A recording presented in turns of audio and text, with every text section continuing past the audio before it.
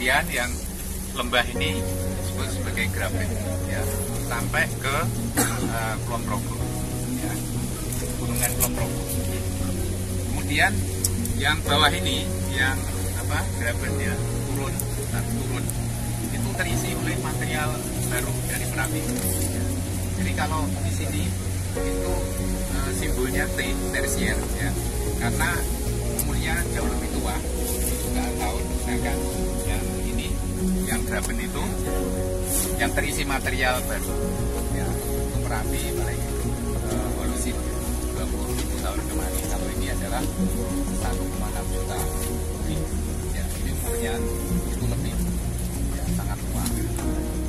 Kemudian satuan geomorfologinya itu ini adalah struktural, ya, struktural, ini gunungan struktural. Kemudian ada daerah fluvial, ya, karena depan ini adalah Sungai Upak. Fluvial itu ada dataran non-fluvial yang terisi oleh berbagai material. Ukurannya, ya, misalnya ukurannya apa kira-kira? Daerah lembah. Maka ini untuk persawahan sangat bagus sekali, ya.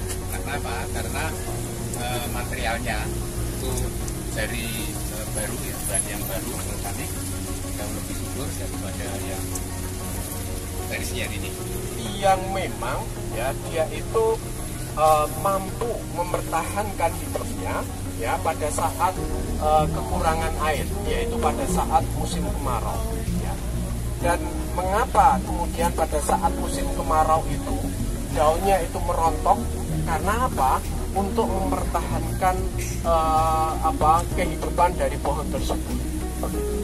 Ya, memang kalau Anda nanti pada saat musim kemarau Anda berjalan di sepanjang sesar Opak ini, yang dari sini ini yang paling ujung ke utara ke arah selatan itu sampai pada pantai Parangtritis, itu pada saat musim kemarau itu hampir semua pohon itu meranggas.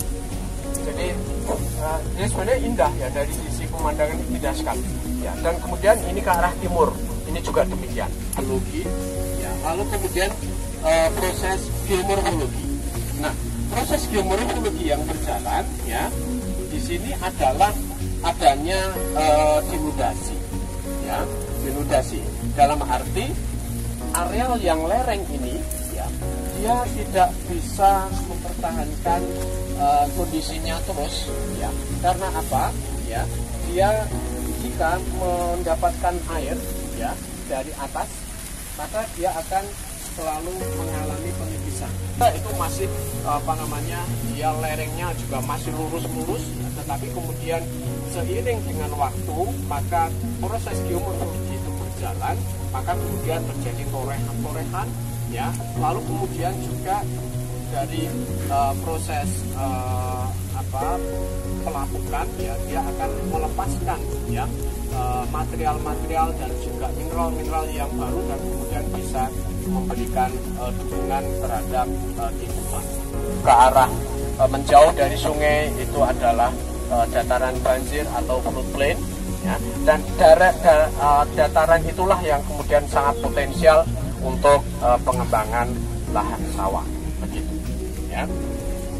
Nah, nanti kita akan melihat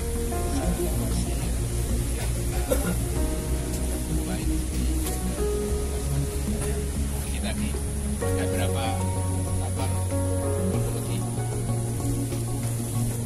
ada fluvial, ya, kemudian struktural, dan kemudian denudasi. Jadi fluvial itu adalah melewati sungai, ya. Dari fluvial sendiri itu ada sungai, ya, daerah yang struktural itu ada sampai di sini, dan di sini ada suatu ketinggian ini, suatu ketinggian yang mempunyai tingkat kemiringan yang cukup tajam. Kita melihat bukan ada ketinggian. Kemudian denudasial itu adalah suatu proses, sebenarnya suatu proses pelajar. Jadi bangunannya lanjut sehingga merupakan akhirnya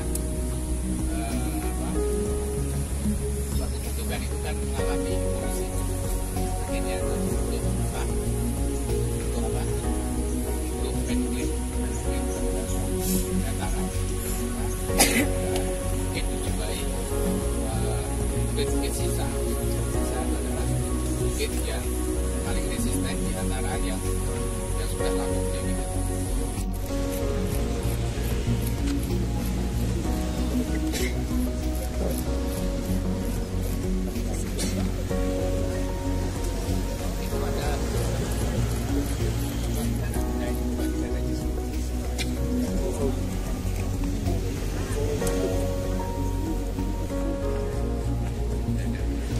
Ada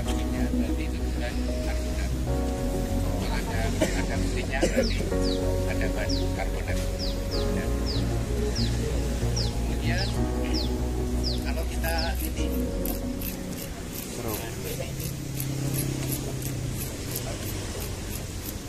itu ada material yang cukup halus ya, cukup halus. Kemudian kalau ini ya. Kemudian ada yang cukup lunak. Ini seperti batu apungnya. Ada putih-putih, coba nanti setelah ini silakan nanti kesini ya.